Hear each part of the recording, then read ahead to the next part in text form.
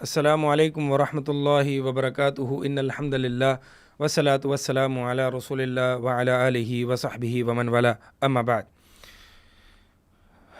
عقیدہ واسطیہ کا دراسہ چل رہا ہے اور پیج نمبر 421 میں آخر میں صفت وجہ کی جو ہے ہم نے پڑھنا تھا انشاءاللہ آج سے. تو صفت وجہ اللہ تعالیٰ کی صفت وجہ کا مطلب ہے چہرہ. وقولہ تعالی قال المصنف رحمہ اللہ وقولہ تعالی ویبقى وجہ ربک ذو الجلال والاکرام، اور آپ کے رب کا چہرہ باقی رہے گا، یعنی کل من علیہا فان ویبقى وجہ ربک ذو الجلال والاکرام. آپ سب کے سب جو ہے وہ فنا ہو جائے گا، ہر چیز فنا ہو جائے گی سوائے آپ کے رب کے چہرہ جو ہے، جو کہ ذو الجلال والاکرام، جو کہ جلال اور اکرام والا ہے، وہ باقی رہے گا.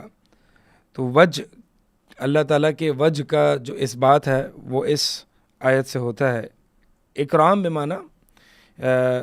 بمعنی عزت دینے والا، اکرم یکرم سے بھی معنی کر سکتے ہیں کہ عزت دینے والا، وہ جسے چاہے عزت دے، جسے چاہے عزت نہ دے. اور اکرام کا ایک یہ بھی معنی ہے کہ وہ ذات ہے کہ جس کا اکرام کیا جائے، یعنی جس کی عزت کی جائے. اور الجلال جو ہے وہ جلیل کے معنی میں، یعنی جلیل بمعنی عظمت اور کبریائی کے معنی میں، یعنی ذو الجلال والاکرام. یہ جو ذو الجلال والاکرام ہے یہ اللہ تعالیٰ کے صفت وجہ کی صفت آ رہی ہے، کیونکہ جو ذو ہے یہ مرفوع ہے اور وجہ جو ہے وہ یہ بھی مرفوع ہے. تو یہ رب کی صفت نہیں ہے ذو الجلال والاکرام، بلکہ یہ اللہ تعالیٰ کی صفت وجہ جو ہے اس کی صفت ہے، یعنی اللہ تعالیٰ کا چہرہ جو کہ ذو الجلالی، بڑا جلیل و قدر، عظمت اور کبریائی والا، اور اکرام یعنی جس کا اکرام کیا جائے اور جو اکرام کرنے والا بھی، یعنی جو عزت دینے والا بھی ہے. اگلی آیت ہے کل شیء حالک الا وجہہ، کہ ہر چیز جو ہے وہ فنا ہونے والی ہے سوائے اس کے چہرے کے. اچھا، ان دو آیات میں مصنف رحمہ اللہ ہمیں یہ بتلانا چاہ رہے ہیں کہ اللہ تعالیٰ کی صفت وجہ کو ایسے ہی ایمان لایا جائے جیسے کہ یہ صفت قرآن اور حدیث میں وارد ہوئی ہے، یعنی حقیقی طور پر اس میں نہ تعطیل کی جائے، نہ تحریف کی جائے، نہ تکییف کی جائے اور نہ تمثیل کی جائے. یہ چار چیزیں نہ کی جائیں، جیسے کہ ہم ابتدا میں یہ قاعدہ پڑھ چکے ہیں. جو مخالفین ہیں، جو اللہ تعالیٰ کی صفت وجہ کو نہیں مانتے، ان کے وہی شبہات اور اعتراضات ہیں کہ جو دیگر تمام صفات میں ہیں. مثال کے طور پر یہاں وہ کہتے ہیں کہ اگر اللہ تعالیٰ کی صفت وجہ کو مانیں گے تو اللہ تعالیٰ کا جسم لازم آئے گا، یا اللہ تعالیٰ کے لیے جہت لازم آئے گی، یا اللہ تعالیٰ کا جسم لازم آئے گا. اور جسم جو ہے وہ تو مخلوق کا ہوتا ہے، تو لہٰذا اللہ تعالیٰ کے صفت وجہ کو ماننے سے اللہ تعالیٰ کی مخلوق سے مشابہت لازم آئے گی، لہٰذا وہ اس صفت وجہ کا انکار کر دیتے ہیں. تو بعض ان میں سے، جو کہ متکلمین میں سے بعض گروہ، تو اللہ تعالیٰ کے صفت وجہ کی تعویل کرتے ہیں اور کہتے ہیں کہ وجہ بمعنی ذات ہے. تو یعنی وہ یہ کہتے ہیں کہ ہر چیز جو کہ ہلاک ہو جائے گی سوائے اللہ تعالیٰ کی ذات کے. یہ بات تو صحیح ہے کہ یہاں وجہ جو ہے مراد ذات ہی ہے. مثال کے طور پر فتحریر رقبہ، اللہ تعالیٰ کفارے کے طور پر ہمیں بتلاتا ہے کہ مثال کے طور پر فلاں چیز کا کفارہ یہ ہے کہ اس کی ایک غلام کی یعنی ایک گردن آزاد کی جائے. یہ نہیں کہا غلام آزاد کیا جائے، تحریر رقبہ یعنی گردن آزاد کی جائے. اب گردن جو ہے وہ ایک انسان کا ایک اہم جز ہے، تو یہاں پہ یہ کہا جاتا ہے کہ جز بول کے کل مراد لینا، ٹھیک ہے. جیسے کہ ورکعوا مع الراکعین، کہ رکوع کرو رکوع کرنے والوں کے ساتھ. رکوع جو ہے وہ نماز کا ایک جز ہے. تو جب بھی جز بولا جاتا ہے اور مراد کل ہوتی ہے، تو اس سے یہ پتہ چلتا ہے کہ وہ جز جو ہے وہ اس کل کا ایک رکن اور ایک اہم حصہ ہے. بہرحال مقصد یہاں پہ بتلانا یہ ہے کہ یہ بات تو ٹھیک ہے، یعنی یہ معنی تو ٹھیک ہے کہ ہر چیز ہلاک ہو جائے گی سوائے اللہ کی ذات کے، لیکن اللہ تعالیٰ نے ذات کا لفظ استعمال نہیں کیا، بلکہ اللہ تعالیٰ نے اپنی صفت وجہ کا یہاں پہ اس بات کیا اور ثابت کیا ہے. اس سے ہمیں یہ پتہ چلتا ہے کہ اللہ تعالیٰ نے جس لفظ کو استعمال کیا ہے اور جو صفت کو استعمال کیا ہے، اس صفت کو حقیقی طور پر مانتے ہوئے یہ معنی کرنا جائز ہے. مثال کے طور پر یہ معنی کرنا کہ اللہ تعالیٰ ہر چیز ہلاک، ہر چیز فنا ہو جائے گی سوائے اللہ تعالیٰ کے چہرے یا اللہ تعالیٰ کی ذات کی، یہ معنی تب کریں جب اللہ تعالیٰ کے چہرے کو ثابت کیا جائے. تو یہاں پہ یہ جو ہے اس طرح کی تعویل کرنا اور صفت وجہ کا انکار کر کے صفت وجہ کی تعویل کرنا اور کہنا کہ یہ صفت ذات مراد ہے، یہاں پہ ذات مراد ہے، تو یہ چیز صحیح نہیں ہے، طریقہ صحیح نہیں ہے۔ ویسے تو اللہ تعالیٰ کی ذات ہی ہے، لیکن اللہ تعالیٰ کی ذات، اللہ تعالیٰ کا چہرہ، اور چہرے کا اطلاق تبھی کیا جاتا ہے، یعنی چہرے کا اطلاق ذات پر تبھی کیا جاتا ہے کہ جب وہ چہرہ اس کے حقیقی معنی میں لیا جائے۔ یہ انشاءاللہ یہ جو قاعدہ ہے اس کو انشاءاللہ میں اگلی صفت ید، جہاں پہ اللہ تعالیٰ کا اثبات ہے، اللہ تعالیٰ کی صفت ید ہاتھ کا اثبات ہے، اس میں انشاءاللہ کروں گا۔ تو یہ اللہ تعالیٰ کا صفت وجہ ہم یہی جواب دیتے ہیں کہ اللہ تعالیٰ کا صفت، اللہ تعالیٰ کا جو چہرہ ہے، چہرہ ماننے سے جو ہے وہ انسانی جسم یا حدوث یا انسان سے تشبیہ لازم نہیں آتی ہے۔ یہ تم نے چہرے کا معنی پہلے ڈیفائن کر لیا کہ چہرہ وہ ہوتا ہے کہ یعنی تم نے تمام انسانوں کو دیکھا کیونکہ تمہارا تجربہ انسانوں کے ساتھ ہی ہے اور مخلوق کے ساتھ ہی ہے، تو تم نے جب دیکھا کہ چہرہ تو وہ ہوتا ہے جو کہ گردن سے اٹیچڈ ہوتا ہے اور باڈی کے ساتھ اٹیچڈ ہوتا ہے اور جسم کے ساتھ اٹیچڈ ہوتا ہے، اور چہرہ تو وہ ہوتا ہے کہ جس میں خون دوڑتا ہے اور وینز ہوتی ہیں اور یہ رگیں ہوتی ہیں، یہ ساری چیزیں، تو یہ تو تم نے مخلوق کے چہرے کو ڈیفائن کیا ہے نا۔ چہرہ ہوتا ہے، ہر ذات کے اعتبار سے اس کی شان کے لائق چہرہ ہوتا ہے، تو لہٰذا اللہ تعالیٰ پہلے مخلوق کے چہرے کو ڈیفائن کرنا اور پھر وہ ڈیفینیشن اللہ پر فٹ کرنا اور پھر اللہ تعالیٰ کی یہ صفت کا انکار کر دینا، یہ کوئی طریقہ صحیح نہیں ہے، یہ غلط طریقہ ہے۔ اگلی آیت اللہ تعالیٰ کی صفت ید یعنی اللہ تعالیٰ کا ہاتھ، اس کے اس بات کے لیے ہے۔ اللہ تعالیٰ کا فرمان ہے ما منعک ان تسجد لما خلقت بیدی، کہ اے، یہ یہاں پہ اللہ تعالیٰ نے خطاب جو ہے وہ ابلیس سے کیا ہے کہ تجھے کس چیز نے روکا کہ تو اس کو سجدہ کرے جس کو لما خلقت بیدی، جس کو میں نے اپنے دونوں ہاتھوں سے پیدا کیا، جس کو میں نے یہ بیدی، یہ تسنیہ ڈول فارم ہے، دونوں ہاتھوں سے پیدا کیا۔ بعض جو ہیں تو یہ یدئی جو ید صفت ید اللہ تعالیٰ کا ہاتھ، اور اللہ کا ہاتھ کیسا ہے جیسے کہ اس کی شان کے لائق ہے، ایسا ہے جیسے ہمارا نہیں، کیسا ہے جیسے اس کی شان کو لائق ہے۔ تو اللہ تعالیٰ کا صفت ید، اللہ تعالیٰ کی صفت ید جو قرآن میں آئی ہے وہ مفرد بھی آیا ہے، تثنیہ بھی آیا ہے اور جمع بھی آیا ہے۔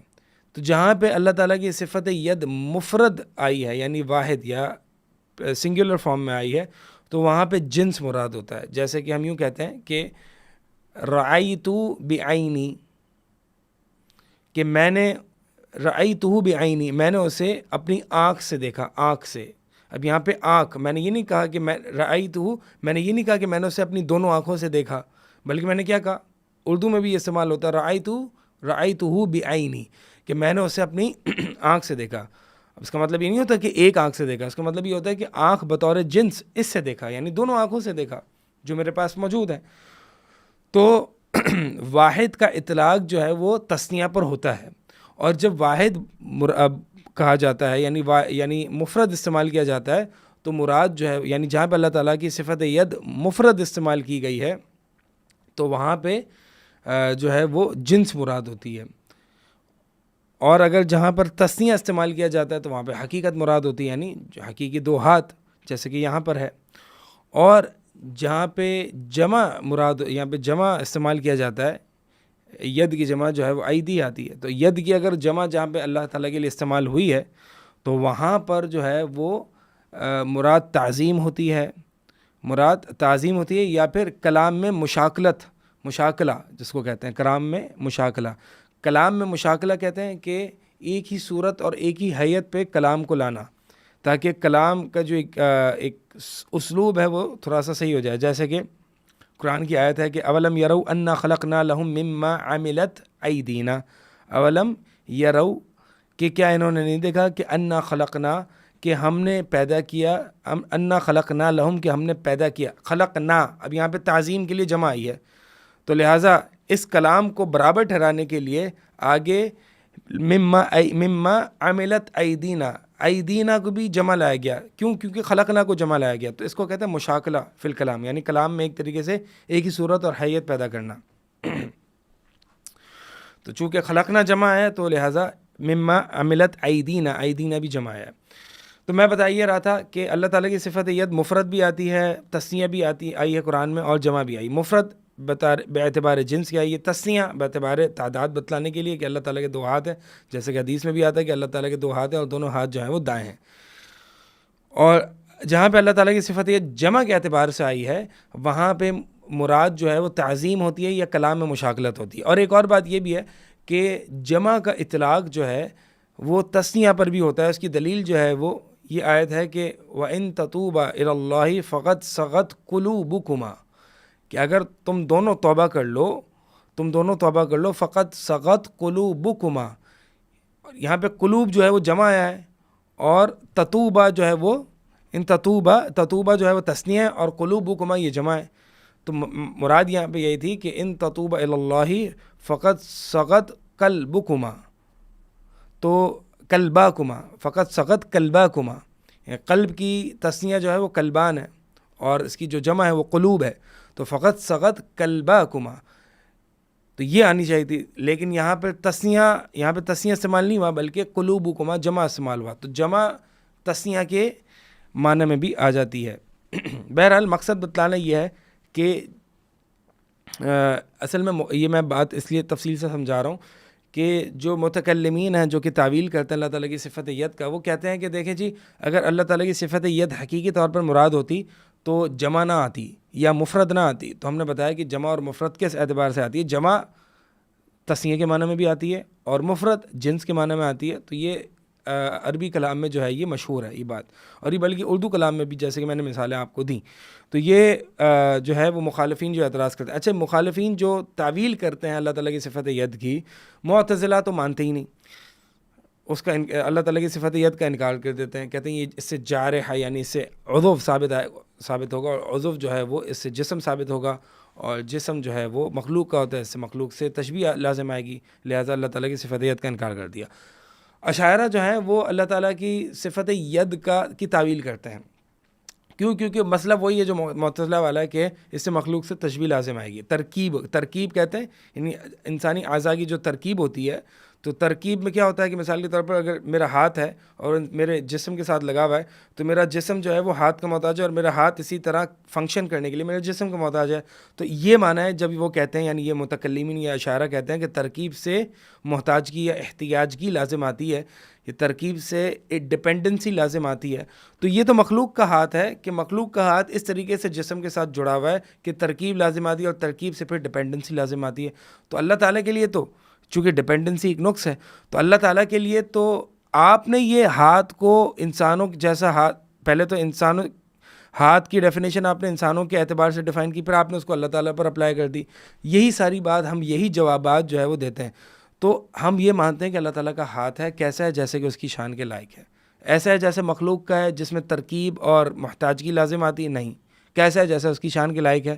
اللہ تعالیٰ کی دوسری بھی تو صفات ہیں کہ اللہ تعالیٰ غنی ہے، اللہ تعالیٰ بے پرواہ ہے، اللہ تعالیٰ صمد ہے، اللہ تعالیٰ واحد ہے، اللہ تعالیٰ صمد ہے، اللہ تعالیٰ کسی کا محتاج نہیں ہے، وہ قائم بذات ہے، وہ خود انڈیپینڈنٹ ہے۔ تو یہ دیگر صفات کو جب ان صفات کے ساتھ جمع کریں گے تو ہمیں پتہ چلے گا کہ اللہ تعالیٰ غنی ہے، اللہ تعالیٰ ڈیپینڈنٹ نہیں ہے، اللہ تعالیٰ کی کوئی ترکیب لازم نہیں آتی، ان جو متکلمین معنی کرتے ہیں۔ اور اللہ تعالیٰ جو ہے وہ اس عضوی ترکیب اور محتاجگی سے اللہ تعالیٰ پاک ہے، لیکن اللہ تعالیٰ کا ہاتھ ہے، حقیقی ہاتھ ہے، جیسے کہ اس کے شان کے لائق ہے۔ تو یہ جو ہے وہ اس کا کچھ صفت ید کی کچھ حوالے سے کچھ باتیں تھیں کہ جہاں پہ اللہ تعالیٰ کی صفت ید قرآن اور حدیث میں اس طریقے سے آئی ہیں۔ آگے بھی جو ایک آیت وقالت الیہود ید اللہ مغلولہ، کہ یہود نے کہا کہ اللہ تعالیٰ کا ہاتھ جو ہے وہ بندھے ہوئے ہیں، غلت ایدیہم، باندھ دیے گئے ہیں ان کے ہاتھ جو ہیں وہ باندھے گئے ہیں، ولعنوا بما قالوا، اور لعنت کی گئی اس وجہ سے جو انہوں نے یہ بات کہی، بل یداہ مبسوطتان، بلکہ اللہ تعالیٰ کے ہاتھ جو ہیں وہ کھلے ہیں، ینفق کیف یشاء، جس طرح سے وہ چاہتا ہے وہ خرچ کرتا ہے۔ تو اللہ تعالیٰ یعنی یہ یہود نے اللہ تعالیٰ کی طرف ایک نقص جو ہے وہ وارد کیا اللہ تعالیٰ کے۔ تو مقصد یہ جو محل استشہاد ہے وہ یہ ہے کہ بل یداہ مبسوطتان، کہ اللہ تعالیٰ کے دونوں ہاتھ، یہاں پہ بھی تسنیہ ہے، اور اگر بالفرض یہ ہم اشاعرہ کو یہ جواب دیتے ہیں کہ اگر صفت ید مفرد آتی یا جمع آتی تو تم تعویل کر سکتے تھے ید بمعنی قدرت. وہ کہتے ہیں کہ مثال کے طور پر والذی نفسی بیدی کا ترجمہ کرتے ہیں قسم و ذات کی جس کے قبضہ قدرت میں میری جان ہے. یہ تعویل کرتے ہیں اور یہ دیکھیں گے آپ بہت سے ترجمے میں آپ کو یہ ترجمہ ملے گا. کیوں ملتا ہے؟ یہ تعویل ہے, یہ تعویل ہے. بلکہ معنی یوں کرنا چاہیے قسم و ذات کی جس کے ہاتھ میں محمد کی جان ہے. ہاتھ مان لیں, اس سے کیا مسئلہ ہے؟ یہ تو متکلمین تعویل کرتے ہیں کہ ید بمعنی قبضہ قدرت یا ید بمعنی نعمت یا ید بمعنی قدرت جو بھی ہے. تو ہم یہ ان کو جواب دیتے ہیں کہ ایک تو تم تعویل کرتے ہو کہ ید کی بمعنی قدرت, تو جس طرح سے ید سے تشبیہ لازم آتی ہے تمہارے نزدیک, اس طرح سے قدرت سے بھی اللہ تعالیٰ کی صفت قدرہ کو ماننے سے معتزلہ کے نزدیک تشبیہ لازم آتی ہے. ایک بات. دوسری بات یہ ہے کہ چلو اگر بات مان لی کہ, اور یہ بات ہے کہ عربی لغت میں ید بمعنی قدرت اور نعمت آتا ہے, لیکن سیاق اور کانٹیکسٹ کو بھی دیکھا جاتا ہے. مان لیا کہ تمہاری بات کہ ید بمعنی قدرت اور طاقت ہے یا ید بمعنی قبضہ قدرت ہے, تو یہ تو تب ہوگا جب مفرد یا جمع وارد ہوگی. لیکن اگر یہ ید جو ہے وہ تثنیہ وارد ہوگی تو عربی کلام میں کہیں بھی ایسا نہیں ہے کہ صفت ید بمعنی قدرت ہوگا.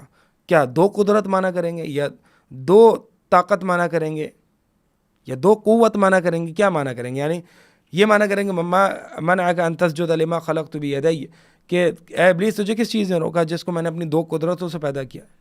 یہ تو بالکل یہ عربی کلام میں آپ کو اس کی کوئی مثال نہیں ملے گی. لہٰذا جہاں پر تثنیہ آئے تو وہ تو صراحت ہے کہ یہ لفظ اپنے حقیقی معنی میں ہے. یہ لفظ اپنے حقیقی معنی یعنی ید جو ہے وہ اپنے حقیقی معنی میں ہے. اگلی جو ہے وہ صفت عین ہے اللہ تعالیٰ کی. اللہ تعالیٰ کی دو آنکھیں ہیں. اس کا میں نے کچھ شروع میں بھی یہ بات کہی تھی. اللہ تعالیٰ کی دو آنکھیں ہیں. یہ دو کا لفظ کہاں سے, دو آنکھیں کہاں سے آ رہی ہیں؟ یہ جو ہے وہ اللہ کے نبی علیہ الصلوۃ والسلام کی جو حدیث ہے کہ خبردار یہ سن لو کہ دجال جو ہے وہ آور ہے. آور بمعنی کانا, اور کانا جو ہے وہ شخص وہ ذات اس پر اپلائی ہوتا ہے کہ جس کی دو آنکھیں ہوں اور اس میں سے ایک آنکھ جو ہے وہ فاسد یا خراب ہو. اللہ کے نبی علیہ الصلوۃ والسلام نے فرمایا کہ تمہارا رب جو ہے وہ آور نہیں ہے, کانا نہیں ہے. تو اس کا مطلب یہ ہوا کہ آور کا اطلاق تبھی ہوتا ہے کہ جس کی دو آنکھیں ہوں اور ان میں سے ایک آنکھ جو ہے وہ خراب ہو یا فاسد ہو. تو آپ کا رب آور نہیں ہے, یعنی آپ کا رب وہ نہیں ہے کہ جس کی دو آنکھیں ہیں اور اس کی ایک آنکھ خراب ہو, بلکہ آپ کا رب تو وہ ہے کہ جس کی دو آنکھیں ہیں. یعنی یہ مفہوم نکل رہا ہے اس حدیث سے, واللہ تعالی عالم, جیسے کہ بعض اہل علم نے فرمایا. تو اللہ تعالیٰ کی دو آنکھیں ہیں جیسے کہ اس کی شان کے لائق ہیں. ایسے نہیں جیسے کہ مخلوق کی آنکھیں ہیں, کہ مخلوق کی آنکھیں تو ایسی ہیں کہ تھک کے اس کی آنکھیں بند بھی ہو جاتی ہیں, بلکہ اور مخلوق کی آنکھیں ایسی جیسے کہ مخلوق کی آنکھیں ہیں جس میں ترکیب لازم آتی ہے, ترکیب اور ڈپینڈنسی لازم آتی ہے. یہ مخلوق کا خاصہ ہے, لیکن خالق کا خاصہ یہ نہیں. خالق کی آنکھیں ایسی ہیں جیسے کہ اس کے لائق ہیں, جیسے کہ اللہ تعالیٰ نے فرمایا وَاصْبِرْ لِحُکْمِ رَبِّكَ فَإِنَّكَ بِأَعْیُنِنَا, آپ صبر کیجیے اپنے رب کے حکم پر. فَإِنَّكَ, بس بے شک آپ, بِأَعْیُنِنَا, بے شک آپ جو ہیں وہ ہماری آنکھوں کے تحت ہیں. یعنی آپ, یہ اعیننا یہاں پہ جمع آئی ہے. اچھا, یہاں پر بھی وہ مفرد, تثنیہ اور جمع کا وہی قواعد اپلائی ہوں گے جو میں نے صفت ید میں آپ کے سامنے بیان کیے. تو یعنی ہماری آنکھوں کے سامنے, یعنی آپ ہماری آنکھوں کے سامنے ہیں. جیسے کہ اگلی آیت ہے کہ اللہ تعالیٰ نے جو ہے وہ نوح علیہ السلام اور نوح علیہ السلام کے جو پیروکار ہیں ان کو اللہ تعالیٰ نے کشتی میں سوار کیا اور فرمایا تجری بأعیننا, کہ وہ کشتی جو ہے وہ خاص ہماری آنکھوں کے سامنے چل رہی تھی. یعنی آنکھوں کے سامنے. یہ جو معنی کیا جاتا ہے کہ تجری بأعیننا یعنی وہ کشتی خاص ہماری تائید میں اور خاص ہماری نصرت میں چل رہی تھی. تو یہ تفسیر اللفظ یا تفسیر اللفظ بے لوازمی ہی یا تفسیر الصفہ بے لوازمی ہی کے تعلق سے آتا ہے. یعنی آپ نے یہ جو معنی کیا مثال کے طور پر کہ عین کا معنی یہاں پہ, یعنی عین کی تعویل آپ نے کی ہے مدد یا نصرت, کہ وہ کشتی ہماری آنکھوں کے سامنے چل رہی تھی, یعنی ہماری مدد اور ہماری خاص عنایت اور ہماری نصرت کے تحت چل رہی تھی. تو یہ تو تعویل ہے. یہ تو لازمی نتیجہ ہے. یعنی اگر مثال کے طور پر میں کہتا ہوں کہ یہ میری آنکھوں کے سامنے ہے، یہ بچہ میری آنکھوں کے سامنے پلا ہے، تو ایک تو یہ مانا ہے کہ میری آنکھوں کے سامنے پلا ہے، اور اس کا لازمی نتیجہ یہ ہے کہ میری خاص سپورٹ میں اور میری خاص مدد میں اور نصرت کے ساتھ جو ہے وہ میری خاص سپورٹ میں پلا ہے. تو یہ اس کا لازمی معنی ہے، لیکن یہ اس کا حقیقی معنی نہیں ہے. یہ نہیں کہہ سکتے کہ یہ اس کا حقیقی معنی ہے. مثال کے طور پر میں کہوں کہ یہ میرے ہاتھوں کے انڈر ہے، یہ میرے ہاتھوں کے انڈر ہے، تو یہ میرے ہاتھوں کے انڈر ہے، یعنی میرے ہاتھوں کا پلا بڑا ہے. تو میری ہاتھوں کا پلا بڑا ہے، یہ حقیقی معنی ہے. اس کا لازمی معنی یہ ہے کہ میری خاص سپورٹ اور میری خاص نظر تھی اس پر. تو اور دوسری بات یہ بھی ہے کہ صفت ید ہو یا صفت عین ہو، صفت ید ہو یا صفت عین ہو، صفت ید تبھی، یعنی صفت ید کا معنی قدرت سے یا قوت سے یا نعمت سے تبھی کیا جاتا ہے یا اس کے لیے کیا جاتا ہے کہ جس کا حقیقی یعنی جس کا حقیقی ید ہو. یہ بات آپ یاد رکھیے گا، ٹھیک ہے. تو مثال کے طور پر یعنی یہ نہیں کہا جا سکتا مثال کے طور پر یہ نہیں کہا جا سکتا کہ پتھر کے بارے میں، یعنی پتھر کی بھی ایک قوت ہوتی ہے، ٹھیک ہے. تو میں یہ نہیں کہہ سکتا کہ الحجر لہو یدن، کہ یہ پتھر ہے اس کے لیے ید ہے، یعنی اس کے لیے طاقت ہے یا اس کی قوت ہے. یہ نہیں کہہ سکتا. کیونکہ ید بمعنی قدرت یا طاقت یہ صرف اسی کے لیے استعمال ہوگا کہ جو ید یعنی ہاتھ صفت ید کے ساتھ حقیقی طور پر متصف ہونے کا امکان ہوگا، یا صفت ید کے ساتھ متصف ہونا وہ ہوگا. تو بہرحال یہاں سے اللہ تعالیٰ کی صفت جو ہے وہ صفت ید اور صفت عین کے بارے میں جو ہے وہ آپ کے سامنے پیش کی. اسی طرح صفت سمع اللہ تعالیٰ کی اللہ تعالیٰ نے جو مصنف رحمہ اللہ نے جو اگلی آیات پیش کی ہیں، اس میں اللہ تعالیٰ کی صفت سماعت کہتے ہیں ادراک الاصوات، یعنی آوازوں کو یا ادراک الصوت یا ادراک الاصوات، آوازوں کو کا ادراک کرنا، آوازوں کا سننا. تو آوازوں کا سننا اللہ تعالیٰ کیسے سنتا ہے؟ جیسے اس کی شان کے لائق ہے. مخلوق کیسے سنتی ہے؟ جیسے اس کی شان کے لائق ہے. قد سمع اللہ قول التی تجادلک فی زوجہا، بلا شبہ سن لیا اللہ تعالیٰ نے اس عورت کی بات کو کہ جو آپ کے ساتھ مجادلہ کر رہی تھی اپنے شوہر کے بارے میں. تو قد سمع اللہ، یہاں پہ اللہ تعالیٰ کی صفت سمع جو ہے وہ ثابت ہو رہی ہے. اللہ تعالیٰ کی صفت سمع کی تمام تقریباً مشتقات کو جو ہے وہ اللہ تعالیٰ نے قرآن میں ثابت کیا. اللہ تعالیٰ کے لیے سمع جیسے کہ یہاں پہ بھی ثابت ہے. اللہ تعالیٰ کے لیے نسمعو، اسمعو، سمع، یہ تمام مشتقات جو ہیں وہ ثابت ہیں. سمیع وقولہ تعالیٰ لقد سمع اللہ قول الذین قالوا ان اللہ فقیر ونحن اغنیاء، کہ بلا شبہ سن لیا اللہ تعالیٰ نے ان لوگوں کی بات کو کہ جنہوں نے کہا کہ اللہ تعالیٰ بے شک فقیر ہے اور ہم جو ہے وہ غنی ہیں. اننی معکما اسمع و ارا، اللہ تعالیٰ نے یہ بات جو ہے وہ ہارون علیہ السلام موسیٰ علیہ السلام سے کہی تھی کہ بے شک میں تمہارے ساتھ، تم دونوں کے ساتھ ہوں. اسمع و ارا صفت سمع جو ہے وہ اللہ تعالیٰ کی، معتزلہ نے اس کا انکار کیا ہے. یعنی معتزلہ کہتے ہیں سمیع بلا سمع، علیم بلا علم، اس طرح کی بات کہتے ہیں. میں نے پہلے بھی بتایا تھا کہ معتزلہ اللہ تعالیٰ کے اسماء کو مانتے ہیں، صفات کو نہیں مانتے. یعنی سمیع بلا سمع، کہ اللہ تعالیٰ سمیع ہے لیکن بغیر صفت سمع کے. تو یہ بڑی عجیب ان کی ایک کمپلیکیشن ہے. اشاعرہ جو ہیں وہ اللہ تعالیٰ کی صفت سمع کو مانتے ہیں.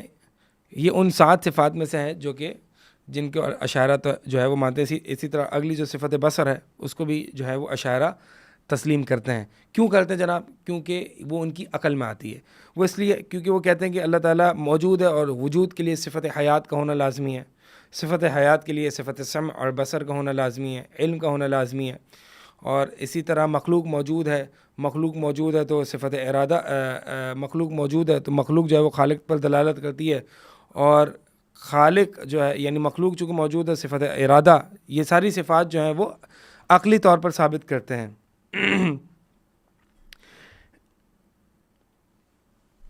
اسی طرح اگلی آیت ہے الم یعلم بان اللہ یرا، یہاں سے اللہ تعالیٰ کی صفت بصر کہ کیا نہیں جانتا کہ بے شک اللہ تعالیٰ دیکھ رہا ہے. صفت بصر، اللہ تعالیٰ دیکھ رہا ہے. الذین یراک حین تقوم، وہ ذات جو آپ کو دیکھ رہی ہوتی ہے جب آپ کھڑے ہوتے ہیں، یعنی نماز میں یا جہاد کے لیے، دعوت اللہ کے لیے، وتقلبک فی الساجدین، اور وہ ذات آپ کے چلنے پھرنے کو یا آپ کی حرکات اور سکنات کو دیکھ رہی ہوتی ہے، فی الساجدین، یہاں پہ ساجدین بمعنی صحابہ، یعنی سجدہ کرنے والے یعنی صحابہ، یعنی آپ کو دیکھ رہی ہوتی ہے جب آپ صحابہ میں جو ہے وہ چل پھر رہے ہوتے ہیں، ان کے ساتھ ہوتے ہیں، ان کے ساتھ نماز پڑھ رہے ہوتے ہو۔ اسی طرح اگلی آیت بھی جو ہے وہ اللہ تعالیٰ کی صفت بصر، تو اللہ تعالیٰ بصیر ہے، اللہ تعالیٰ دیکھتا ہے جیسے اس کی شان کے لائق ہے۔ اس کے بعد اور بھی آیات ہیں، اس کو انشاءاللہ اختصار کے ساتھ مزید جو اصول اور قواعد اسماء و صفات کے تعلق سے بیان کرنے تھے وہ الحمدللہ تقریباً سارے ہی ہو گئے ہیں، اور جو مخالفین جو اعتراضات کرتے ہیں وہ اصول کچھ آپ کے سامنے ان صفات کے ضمن میں بیان کیے جا چکے ہیں۔ اب مقصد صرف جو ہے وہ اللہ تعالیٰ کی جو آگے مزید مصنف رحمہ اللہ جو آیات بیان کر رہے ہیں، کچھ صفات کا ایک طریقے سے ان کو گو تھرو کر لیں گے، پھر انشاءاللہ آگے مزید ہم بڑھیں گے، باقی انشاءاللہ اگلے ایپیسوڈ میں کنٹینیو کریں گے۔ اقول قولی ھذا استغفر اللہ لی ولکم وسائر المسلمین۔